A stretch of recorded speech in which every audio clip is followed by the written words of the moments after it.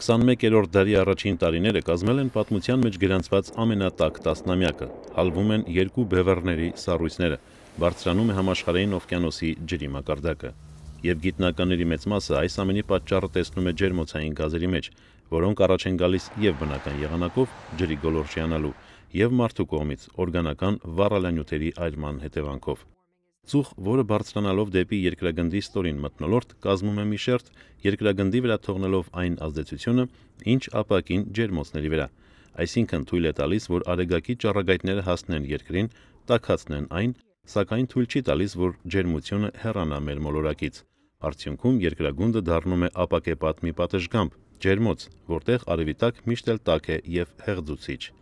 Ինչպես գիտնականներից Թոդ Սենֆորդն է ասում, 1850-ականներից հետո երկրագնդի համաշխարհային միջին ջերմաստիճանը բարձրացել է մոտ 1 աստիճանով։ 1 աստիճանը կթվա աննկատ տարբերություն, սակայն համաշխարհային առումով այն հսկայական եւ ճակատագրական տարբերություն է։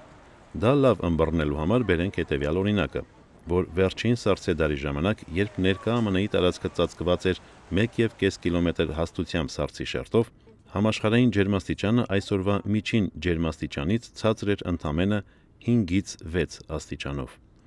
Ջերմաստիճանի այսօրվա 1 աստիճանի տարբերությունն է շարունակ կրկնվող ջրհեղեղների, երաշտների ու հողի էրոզիայի գլխավոր պատճառը, իսկ ՄԱԿ-ի հաշվետվության համաձայն կլիմայական փոփոխությունները նախ եւ առաջ իրենց հարվածն են հասցնում աղքատ երկրներին։ Նախ եւ առաջ նրանք են հայտնվում երաշտների եւ պտտահողմերի մեջ, այստեղ է, որ հողը ամենաշատն է կորցնում իր բերիությունը, այստեղ է, որ վերանում են անտառներն ու նոսրանում ձկան պաշարները։ Իսկ ջերմոցային գազերի արտանետումները կրճատելու հիմնականում հարուստ երկրների կողմից գործադրվող ոչ շատ ոգևորված ջանքերը դեռևս չեն տալիս նկատելի փոփոխություն։ Ավելին, անցյալ տարի աշխարհում գրանցվել է ջերմոցային գազերի արտանետման ամենաբարձր ցուցանիշը։ ՆԱՍԱ-ի արբանյակները վկայում են, որ արեգակի վրա տեղի ունեցող փոփոխությունները շատ քիչ ազդեցություն են գործում երկրագնդի ջերմության վրա։ Ուրեմն պատճառը մարդն է, մեր կողմից մթնոլորտ նետվող ջերմոցային գազերը։ Սա ընդունում են գիտնականները, սակայն ոչ նրանք, ոչ էլ քաղաքական գործիչները դեռևս չեն կարողանում գտնել խնդրի լուծման եղանակներ, չէ որ ջերմոցային գազերի արտանետումները կրճատելու հանգամանքը կվնասի տվյալ երկրի տնտեսությանը։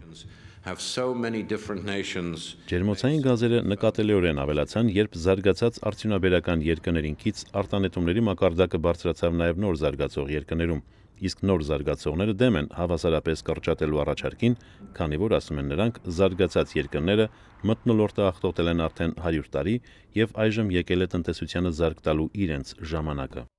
Տեսնենք, թե ինչ արդյունք կտա կլիմայական փոփոխություններին նվիրված հերթական հանդիպումը, որը անցեկացվելու Հարավաֆրիկյան Հանրապետությունում նոյեմբերի 28-ից մինչև դեկտեմբերի 9-ը։ Արամ Վանեցյան, Ամերիկայի ձայն, Վաշինգտոնից։